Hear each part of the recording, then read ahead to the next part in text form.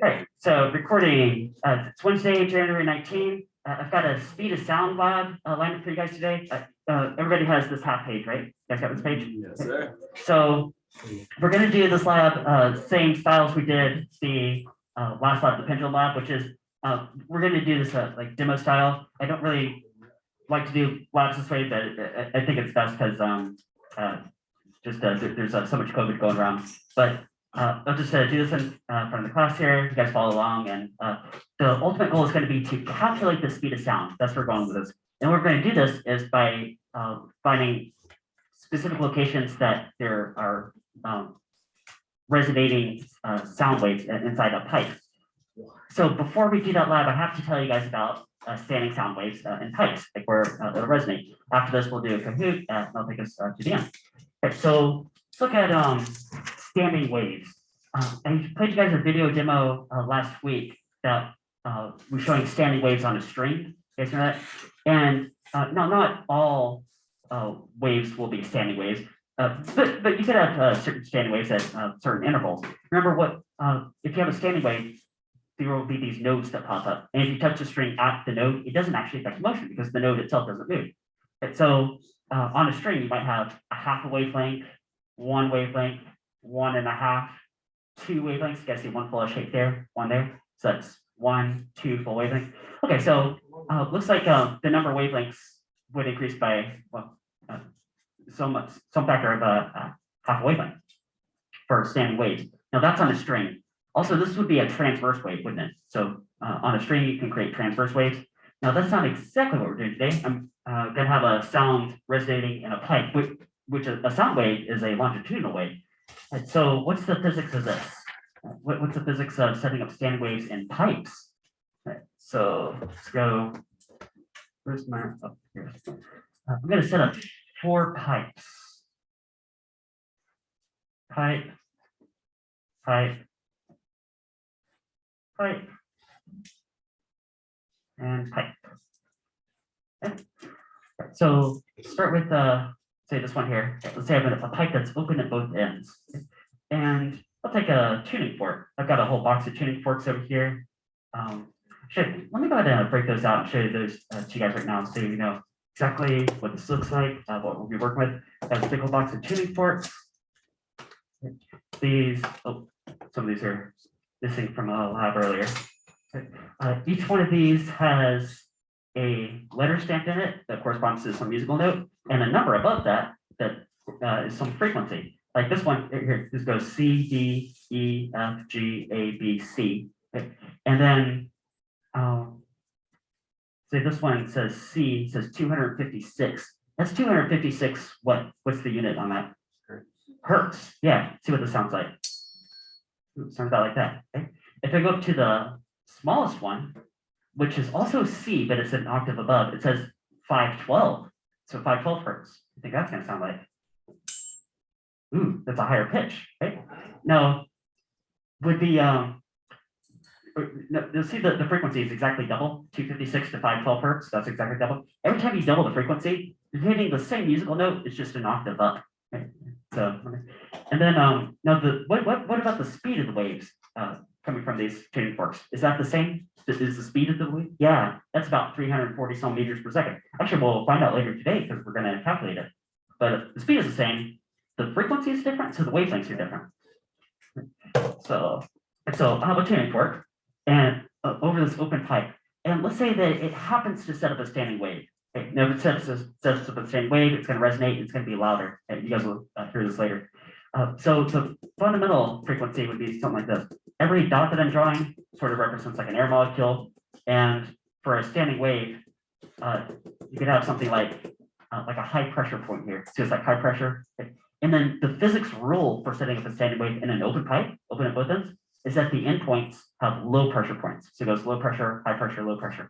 Okay. What if I took a smaller tuning fork? You guys saw different size tuning forks. If I take a smaller one, now a smaller tuning fork, if speed is equal to wavelength times frequency, okay, this has what, a higher or lower frequency compared to this one? Have to be a higher frequency. If this one's like bing, it's not like bing, right? So higher frequency. Right? And since it's the same speed, we're gonna have to have a smaller wavelength. Okay. Let's say that for this pipe open at both ends, it also sets up a standing wave. Okay. But it does have a shorter wavelength, so that might look something more like this. These could be the high pressure points, and then got some other air molecules going around, but they kind of bunch around a couple points there. Okay. So I just drew two longitudinal waves. There's a longitudinal wave here, longitudinal wave here. So this goes low pressure, high pressure, low pressure, high pressure, low pressure, like that. Longitudinal waves are really hard to draw because you're sitting there like doing dots all day. And if you don't draw them very well, then on the other end, they're really hard to interpret. Let's say you're trying to interpret the standing wave. Right? Like how many wavelengths is that? Kind of hard to tell. Right? So what's really common to do is to represent longitudinal waves like these with transverse waves, even though they aren't, because it's a lot easier to just whip off a sine curve. So that would be something like this. The low pressure point might be an antinode, the high pressure point could be a node, and then it would do something like this. And it's also really common to cross it over itself to make it more obvious. As if it were a transverse wave on a string, and maybe the string's bobbing up and down, and this could be like a node point that doesn't move. You see that? Okay. That's not really what's going on, but it's an abstract representation of that. Okay. There's also a standard you could call the high pressure point the antinode, and you can call it the node. So but more commonly you'll see this. So and then what would this one look like? Well, it'd be like antinode. So low pressure, high pressure would be the node. Low pressure, high pressure, low pressure. Okay. Remember the physics rule for a standing wave in a pipe is that the open end has to be a low pressure point. Okay. Now look what I just drew. Now turn sideways. From this trough to this crest, how many wavelengths is that? Half. Yeah, that's half the story. So this L length of pipe, L, has half a wavelength. Okay. If you wanted to, you could rearrange that. You could say that twice the length of the pipe would be one full wavelength, something like that. You have to. How about the second picture? Going from this crest to this crest, how many wavelengths is that? Exactly one. Here, the length of the pipe is exactly the wavelength. So, okay, so the fundamental was this. The second harmonic looks like this. And there's probably some pattern that could be set up, right? Like you can keep going. Oh, I'll show you guys this poster here. See how this looks like this and this looks like this? Okay. Again, transverse waves are drawn here, but they aren't really transverse. They're just longitudinal representing, well, they represent longitudinal waves. How would the pattern continue? I see 1.5 wavelengths, then 2 wavelengths, 2.5. Okay, so it looks like pipe open at both ends sort of follows a similar rule to a string, like a transverse wave on a string. Half wavelength, 1 wavelength, 1.5, 2, 2.5, and you just go on from there. Okay, so that's all fine, good. What if I have a different kind of pipe though? So I'm gonna close this pipe at one end. And this is gonna be closer to the lab we're gonna do today. Okay. So tuning fork versus, let's say, like smaller tuning fork again, something like that. Okay. So the 2 pipes on the right are different from the 2 on the left because they're closed at one end. See, closed at one end. Okay. Later today, I'm going to take a PVC pipe. What's wrong with here? I'm going to dunk it into some water, and that water level is going to close one end of the pipe. Okay. Then I can lift or lower the pipe to effectively change the length. Okay. So the rule for a pipe closed at one end, what kind of pressure do you think is bouncing against the closed end, a high pressure or a low pressure point? How about high pressure? Okay. So the fundamental frequency for, let's say this length of pipe and this particular tuning fork exactly aligned to create something like this. Got a high pressure point and then kind of spreads out, something like that. Okay. Might be like that. Okay. And then what's the next? Say the next one, like the next harmonic. Well, the rule is always you have a high pressure point on the closed end, you have a low pressure point on the open end. So the next standing wave might be, you might get a pressure point like about 2/3 the way up.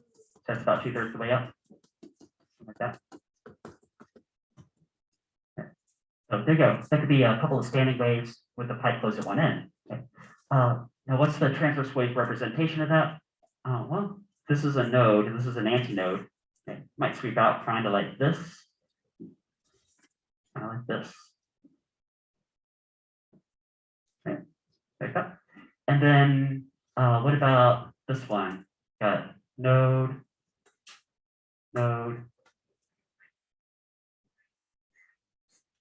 Like that. Okay. How many wavelengths do you guys see right here? This was a little tricky. Going from this node to this antinode. Let's see, this node to this antinode. Isn't that like maybe like a quarter of the full story? Okay. That's a quarter wavelength. So the length of the pipe, this L length, contains a fourth of a wavelength. And if you wanted to, you could rearrange that and say, well, you would need 4 times that pipe to get 1 full wavelength. You know, like that. Okay. Okay. And then what about this guy? How many wavelengths do you guys see here? Not quite 1. It's a little bit short. Yeah, 3/4. Yeah. So length of this pipe has 3/4 of the wavelength. If you want to, you could rearrange it and say, well, you would need an extra third of a pipe, so 4/3 of the length of the pipe to get to the full wavelength. That was a question.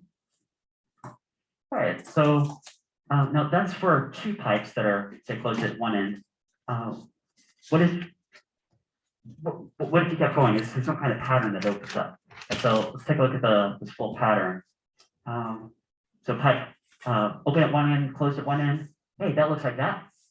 This one looks like this one. So you got a quarter of a wavelength as the fundamental, then 3/4, then 5/4, 7/4, 9/4. Okay, so there's definitely a pattern. Okay, see how this can work? And that's pretty close to the version of the lab that we're going to do today, something along those lines.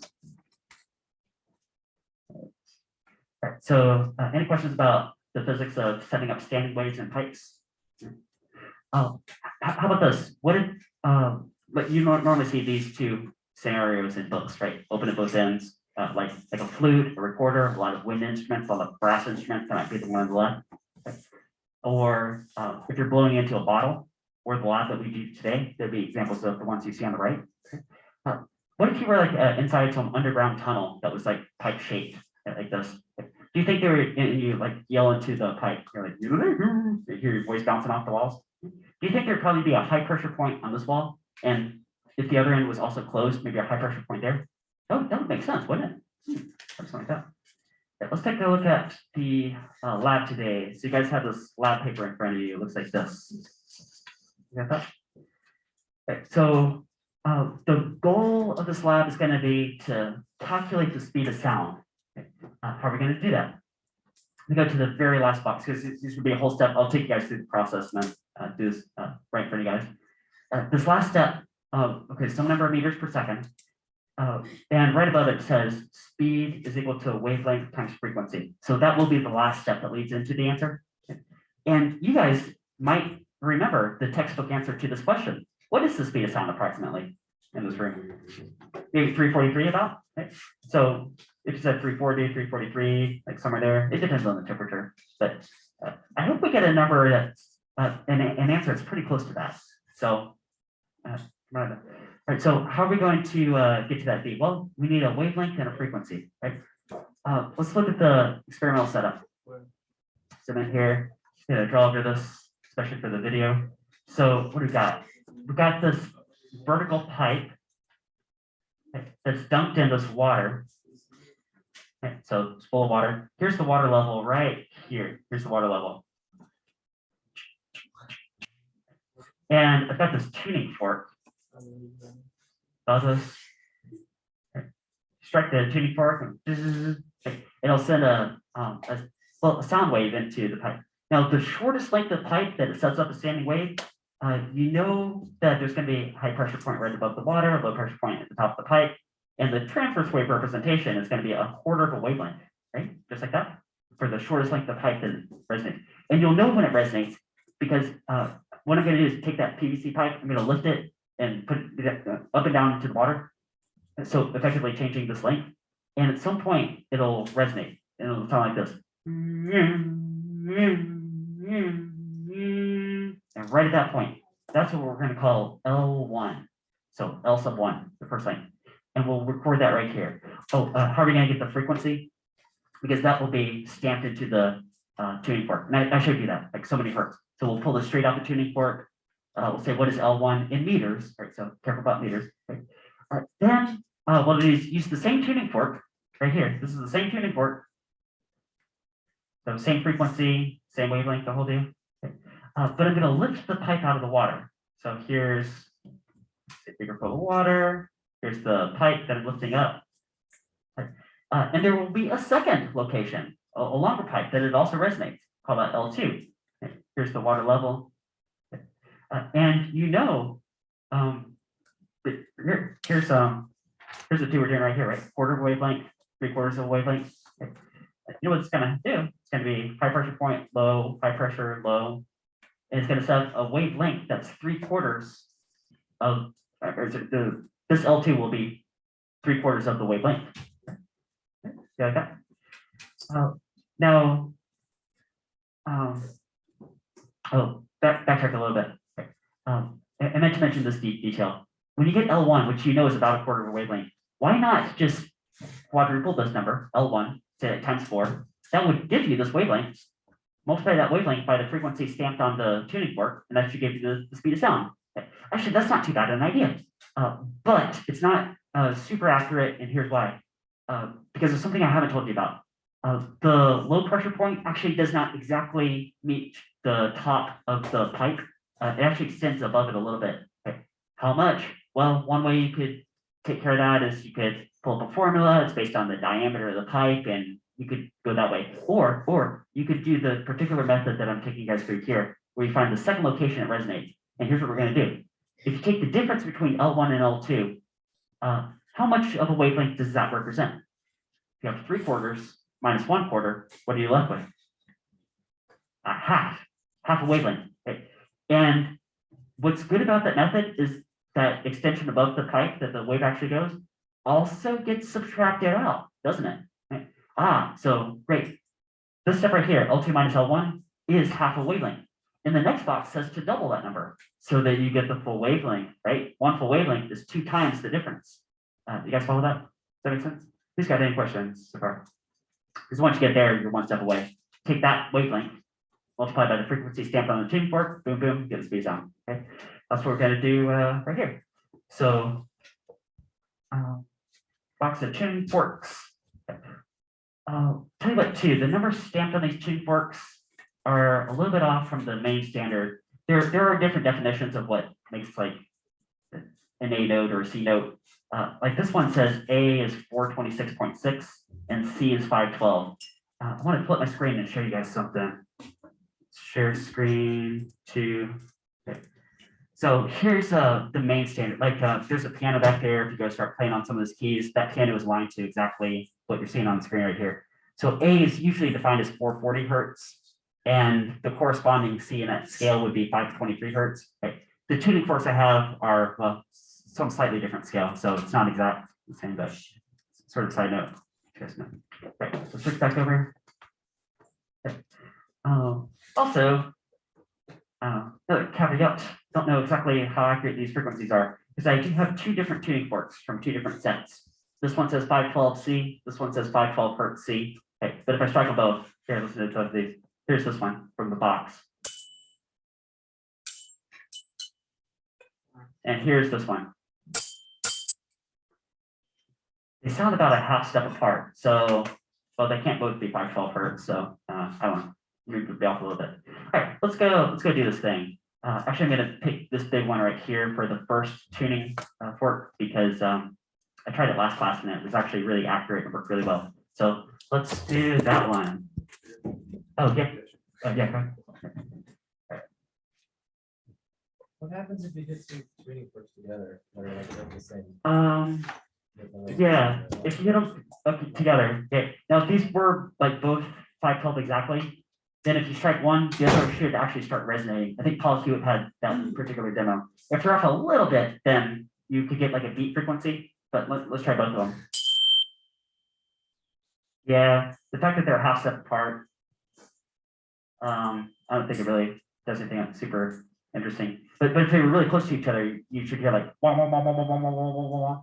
And the number of hertz that they would be different, it would be the beat frequency. So if it was like 512 and 514, you might hear something like Or it's like 2 beats per second, because the difference would be 2 hertz.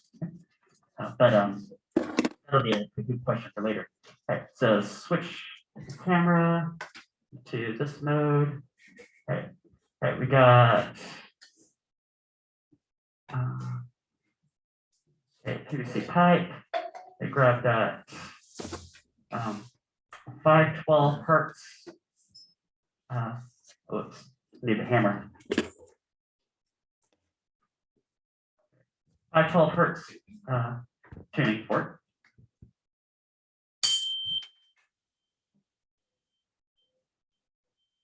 You guys hear that? For the video, if it doesn't show up on the video, I'm gonna emulate the sound. Wow, wow, wow, wow. You guys hear it?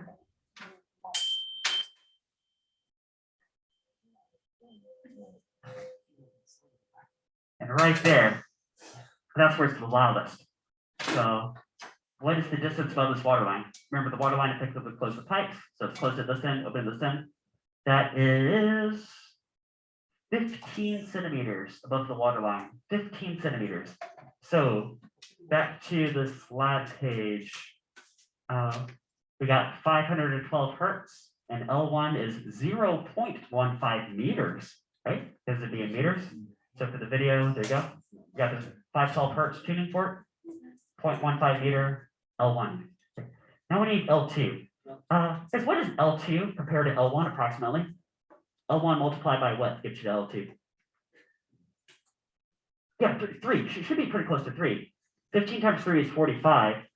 No, it won't be exactly at the 45 centimeter mark, but it should be pretty close to that. That's where I should start looking. And then adjust the pipe from that point. So 45 centimeters about. Yeah. Okay.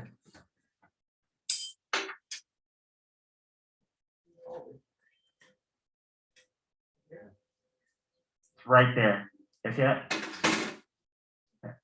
So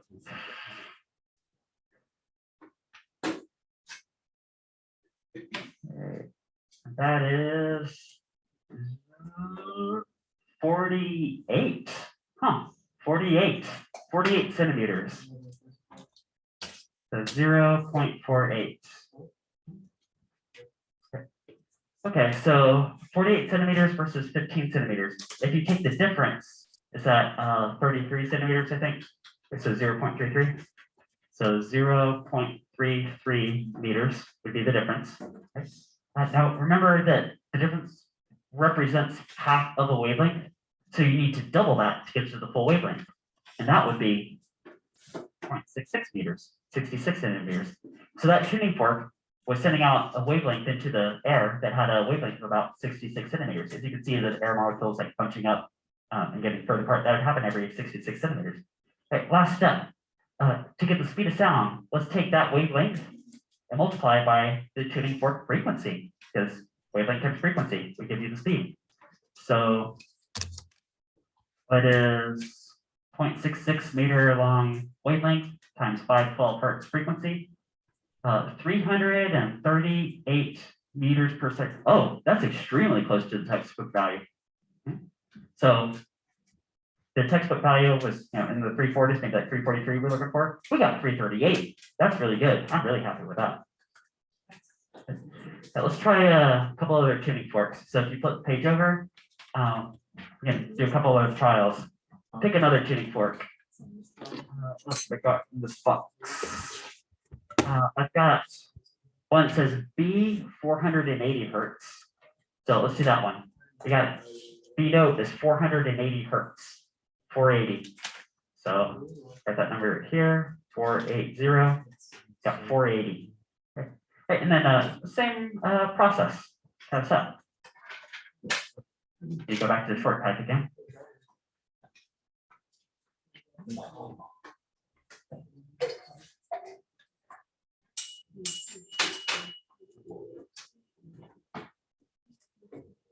Right there.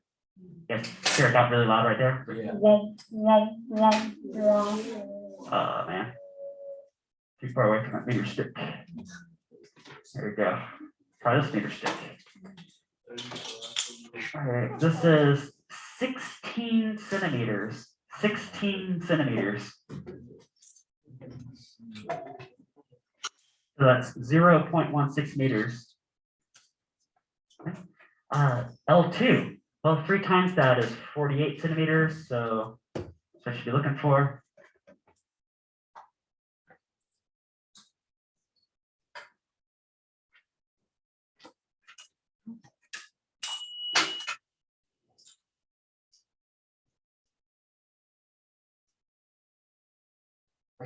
Yeah, all right.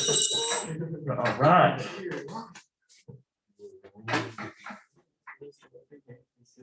All right, so we're looking at 53 centimeters.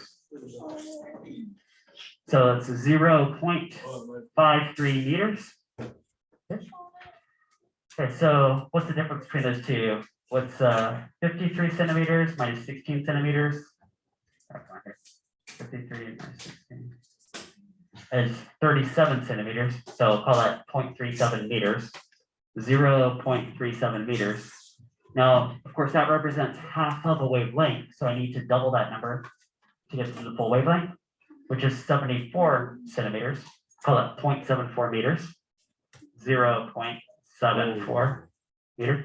Oh, I should have asked you guys before we did this whole thing, what wavelength should be longer? The previous high C note or the B note a little bit below that? So we're using a lower frequency this time, right? So it should be a longer wavelength. In fact, that's exactly what this says. Before the wavelength was 66 centimeters. Now for a slightly lower note, it's a longer wavelength. Right, then speed is equal to wavelength times frequency. So wavelength times frequency. Let's put it all together. What is 0.74 meters times 480 hertz? That is 355. Hold on. Yeah, 355.2. I'll call it 355. So we're going 355 meters per second. All right, which is also very close to 343. So yeah, I'm happy with that too. Right in there. Let's do one more tune and fork. I'm going to go with this one. Says A426.6. So for the video, A426.6. 426.6. Again, most musical instruments define A as 440, so don't memorize these numbers or anything, but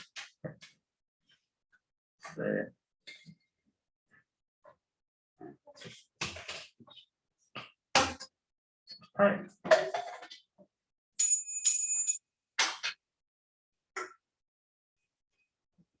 Here's it right there. I'll try it again.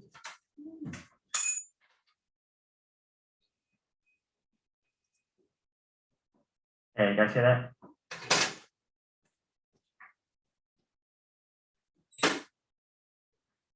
Mm, 19 centimeters. Ooh, get longer. 19 centimeters. Makes sense. So that's 0.19 meters. Right. 3 times that is getting up towards 60 centimeters. So I should be looking for.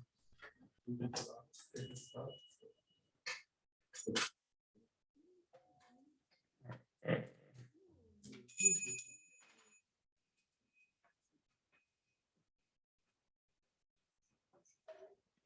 Oh, yeah, I have this extension here.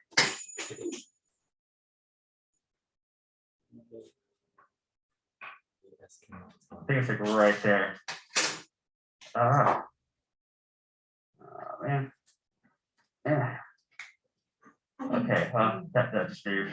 We try one more time. Okay, okay.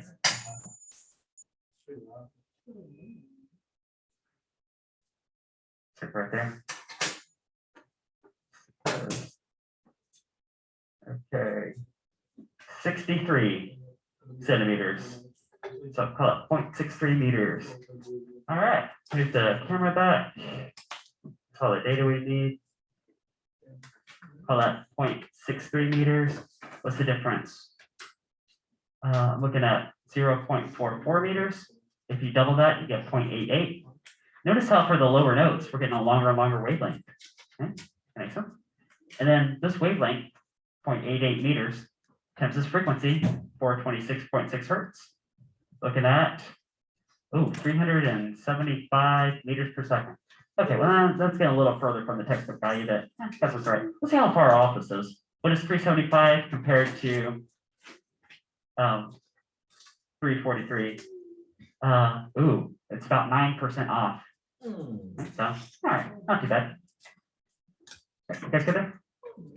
All right, so here's what we do with this page. Since this was pretty straightforward and you're following along with the numbers, I'm not actually going to pick this page up, but as long as you're here and I see you guys doing this, I'll give you guys points in the grade book for it. Okay, so you'll get credit for it. So here it is. Okay, you guys got cell phones up? Cell phones. Gonna do Kahoot time. Any questions about that lab?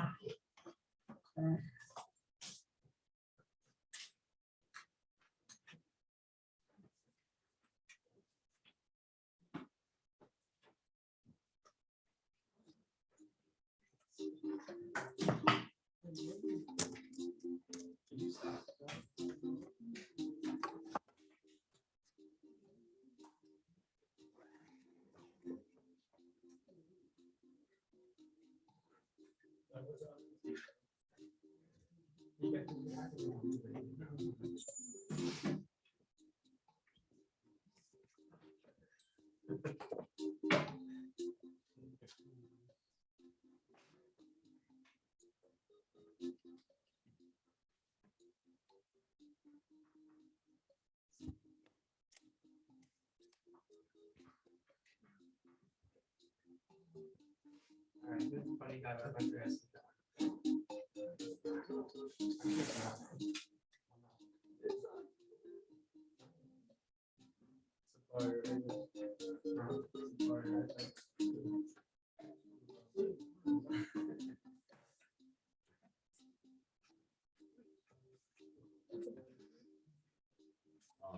I don't know.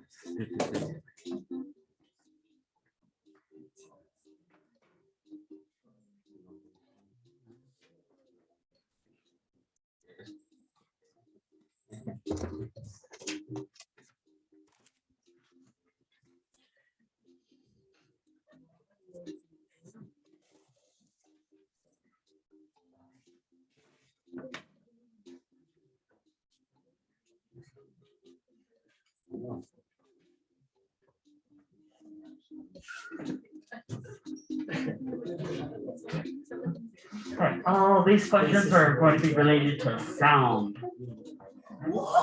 If you're hopping in that late, then that 7-digit pin will be on the screen. Here we go.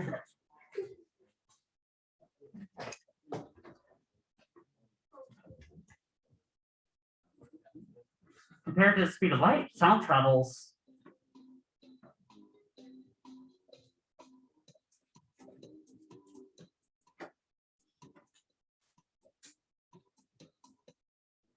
Yeah, about 9 times slower. So you guys know speed of light is like 3 times 10 to the 8 meters per second. Crazy fast. We'll talk about that. That'll come up pretty soon in the next few weeks.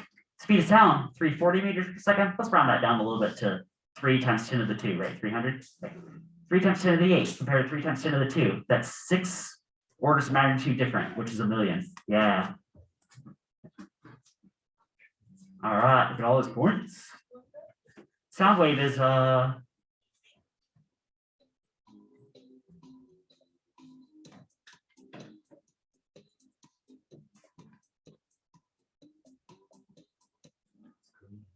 longitudinal wave. Right? Remember, that's a pressure wave. And I know the lab we just did, it's really common to represent longitudinal waves with transverse waves because it's easier to draw them that way. In case you pick that one, that might be what you were thinking. If you're thinking standing wave, you can set up standing waves with sound waves. But yeah, sound is a longitudinal wave. It's a pressure wave. Sound waves cannot travel in.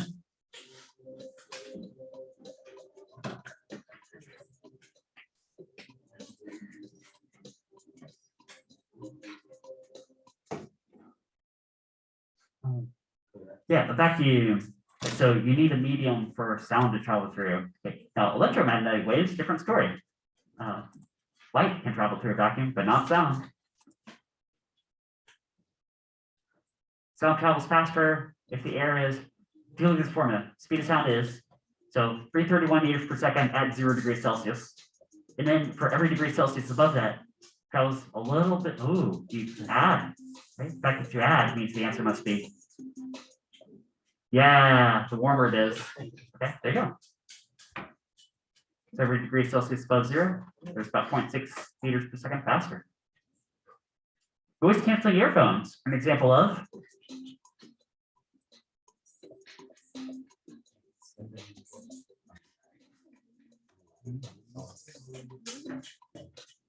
Yeah, destructive interference. Do you guys remember this right here?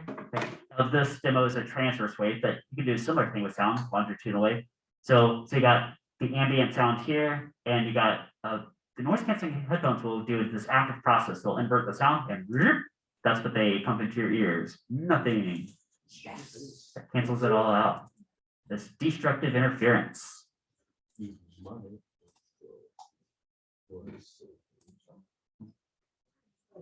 Which is allowing the sound travel the fastest?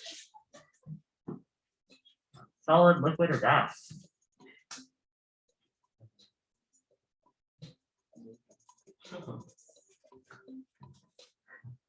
It is fastest through solid. So sound travels fastest through solid, then slower through liquid, and slowest through air. Slowest through any kind of gas. Yeah. Beats.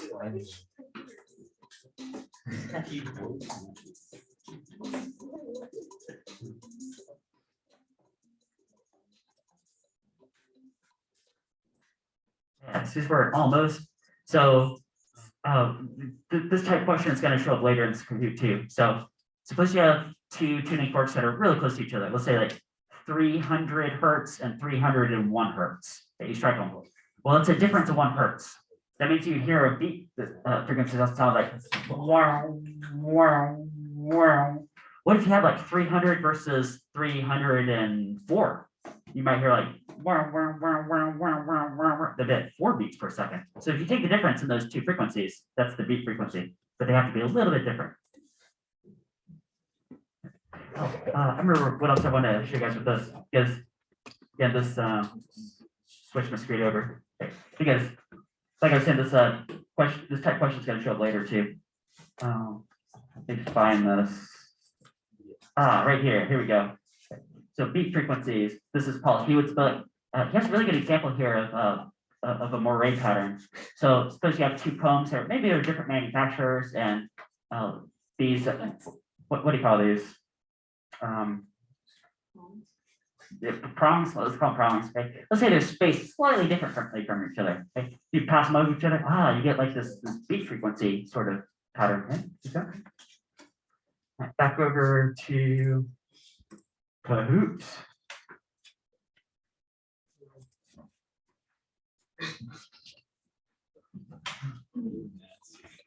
(1608) hertz tuning fork sounded same time as a piano note is struck. You hear 3 beats per second. What could be the frequency of the piano string? There are 2 correct answers. It's an ambiguous situation.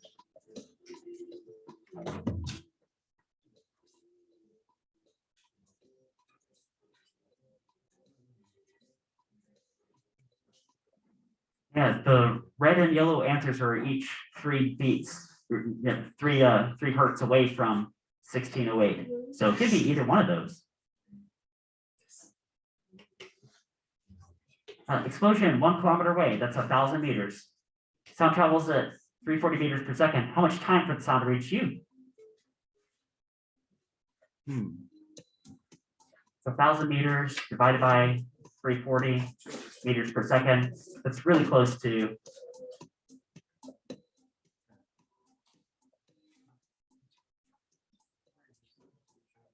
about 3 seconds. Yeah.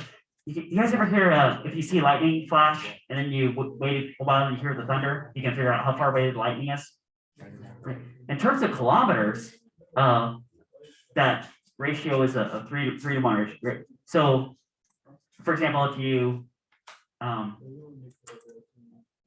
hear a lightning strike, or sorry, see a lightning strike, here, this question right here. General for estimating kilometers between the lightning and the thunder. Okay. Let's say you count 6 seconds. That would be like 2 kilometers, because I remember 3 seconds delay is like 1 kilometer.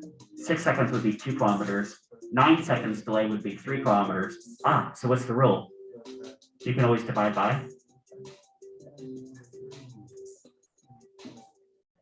Yeah, so this question, last question, go together. Now, if you heard a rule divide by 5, that's true for miles. So suppose there's like a 15-second delay. So 15 divided by 3 would be 5 kilometers, but 15 divided by 5 would be 3 miles. That's because 5 kilometers and 3 miles is pretty much the same distance. Compared to 10 decibels, 50 decibels is what intensity? Right, walk you guys through this. I've got 1 bell versus 5 bells, right? And they're exponents. So 10 to the power of 1 compared to 10 to the power of 5, right? So 10 to the 5 divided by 10 to the 1. Doesn't that leave you with 10 to the power of 4, right? We walked through something like this yesterday. This is also one of your quiz questions. One of your quiz questions is basically this. So do that one more time. How many bells? I got 1 bell versus 5 bells. And it's 10 to the power of that. So 10 to the 5 compared to 10 to the 1. Divide this so you get 10 to the 4. That's 10,000 times the intensity. Yeah. Okay, you guys got this. Okay, you guys gonna get that right on the quiz?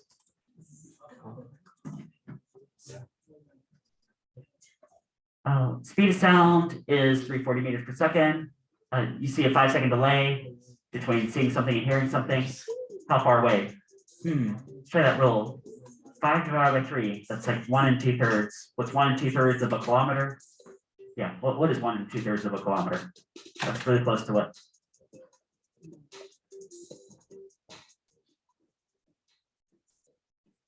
That's a lightning example, right? Oh yeah. 680 hertz, 340 meters per second. What's the wavelength? See, speed equals wavelength times frequency. So take this speed, divide by this frequency, you should get the wavelength. Speed equals wavelength times frequency.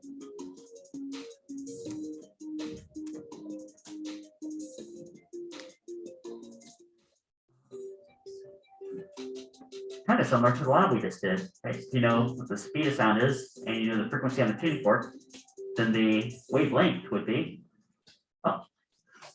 50 centimeters.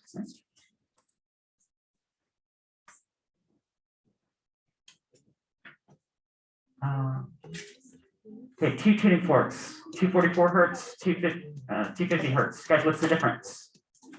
You guys see 6 hertz? 6 hertz difference? Yeah, that's what you saw. Just take the difference, subtract the 2, get the number of beats. You're walking with a friend. You walk at 79 steps per minute, your friend walks at 70 steps per minute. How many times per minute will you be in step? This is also a big question. It's the same concept. Right? Guys, what's the difference between those two? So if you were to take a film and you watched a frame by frame analysis, there would be 9 times per minute that you would be in step.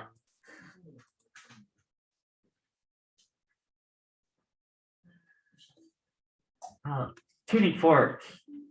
At the same time you hit a 1060 hertz note on a piano, so you know the piano note. It's definitely 1060 hertz. But the tuning fork, let's say you don't know. I don't know.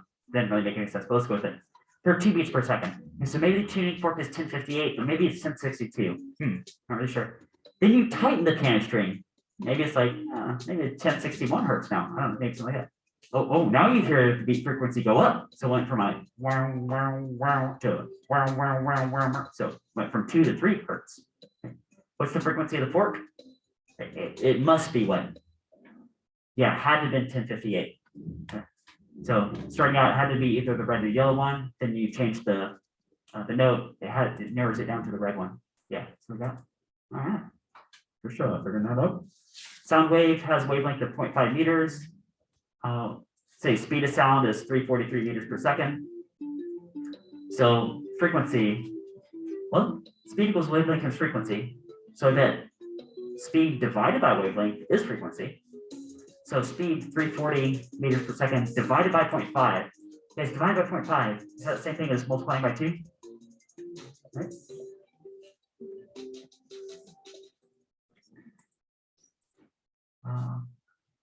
Just speed through these last questions here. We got, okay. Research vessel, Lemoyne takes 12 seconds round trip. Isn't it 6 seconds one way? Notice the speed of sound is much faster through the water than it is through the air. So let's take 6 seconds one-way trip. What is 6 seconds multiplied by 1,500 meters per second? Wouldn't that give you about 9,000 meters, right? 6 second one-way trip times 1,500 meters per second is about 9,000 meters. And that's the depth of the ocean. There's a homework question somewhere to that. Well, I think it's one of your quiz questions too. All right. So you guys have a good afternoon, and I will see you guys tomorrow.